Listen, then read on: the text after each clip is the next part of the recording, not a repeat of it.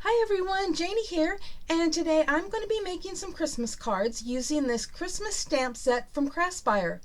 It has 4 of the most adorable Christmas images, and I know this is going to be one of my favorite stamp sets. I stamped out the 4 images and I decided to color them with my Ohuhu colored pencils because I felt I could get more texture on the wood signs with colored pencils than if I used my Spectrum Noir alcohol ink markers, since wood is not a solid color. It has a lot of shades and a lot of texture and a lot of imperfections, which is actually what makes it perfect. After I colored the wood signs, I started coloring the other images and then decided on a completely different plan. Instead of coloring them and fussy cutting them, I wanted to upload them to Cricut Design Space so that I can use the print and cut feature and then color the other images afterwards in case I wanted to do them in different colors. So I uploaded all 4 images one at a time and used the background remover so that there would be just the image to print and cut. And then I moved all 4 images onto the canvas where I could resize them to any size I want. But then I realized that I wanted to size them to the exact size of the actual stamps so that those of you that don't use Cricut Design Space would be able to see them exactly how they would be if you stamped them and fussy cut them. So even though I had already resized them to 2 inches, I went back and resized them again to 1 3/4 inches tall. And thankfully, as you can see, resizing is an easy thing to do in Cricut Design Space.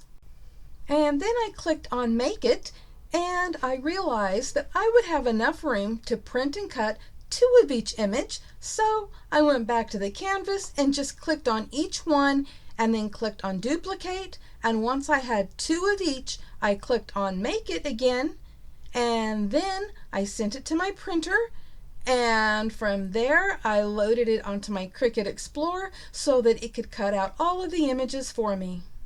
And my Cricut does a much better job than if I had fussy cut them. And as you can see, they're cut to the exact size of the stamps. So after I finished coloring them, I inked the edges with Vintage Photo Distress ink, and this is a technique that I like to do to hide the white edges, and in this case I only did it around the edges of the signs since the signs are brown. And I could have just stamped the sentiment on the signs, but I decided to use white embossing powder because I thought that would stand out more than black ink, and also it kind of went along with the winter look. So now it's time to get the cards ready, and I'm using the March SheetLoad of Cards sketch from Call Me Crafty Al, and instead of giving you all of the dimensions and directions, I'm going to put a link below in the description box to Crafty Al's video where she offers a free download, and that's much nicer than you trying to write everything down while I tell you. So I'm only going to put one of the cards together here on camera, and I'm going to play a little music for you to listen to while I do that.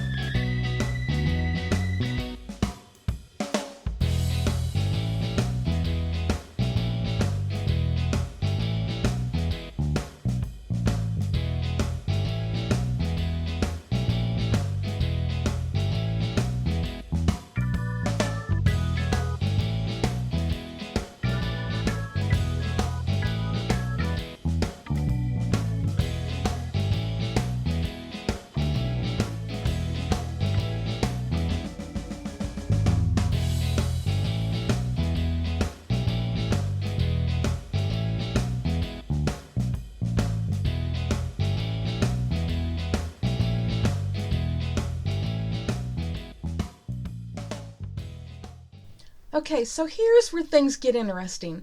I decided I wanted to add some snow to the top of each of the signs, and I used Nuvo crystal drops in Simply White, and it looked so beautiful when I put it on. I couldn't have been any happier. But then I came back later to discover a nightmare. The snow had turned turquoise. It didn't even make any sense since the snow was not touching anything except for the brown sign. I seriously just wanted to cry, but I was not going to let all of this go to waste. So to try to salvage the cards, I got my liquid pearls in opal white or white opal and tried going over the top of the mess, which honestly looked like it was creating even more of a blobby mess, but at least it looked better than before. I was not going to start all over again, so I decided to leave this in my video so that all of you that think us YouTube crafters are perfect, you can see that we have struggles of our own. I did call Nuvo, and they were very nice, and they apologized, and they're sending out a new bottle because they don't know what went wrong either. They don't know if there was something wrong with that bottle, like maybe a defect or something. But they were very apologetic and very eager to help out, and so I really do appreciate that about them. So even though the cards didn't come out exactly the way I hoped, those stamped images from the Craspire Christmas stamp set are still absolutely adorable, and I'm definitely looking forward to using them again. I'll have a link below in the description box if you're interested in that stamp set, and there will also be a discount code for you. And I also like that March SheetLoad of Cards sketch from Call Me Crafty Al, so don't forget there's a link below to her video where she tells you how to get the free download that tells you everything you're going to need and all the measurements and directions. Thank you all so much for stopping by, and happy crafting, everyone. Bye-bye.